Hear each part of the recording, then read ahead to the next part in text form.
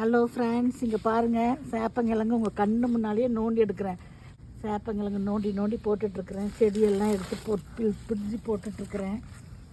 இங்கே பாருங்கள் என்ன அழகாக வந்துருக்குதுன்னு. இங்கே பாருங்கள், இந்த செடி எடுக்கிறேன் பாருங்கள், பிடுங்குறேன் பாருங்கள்.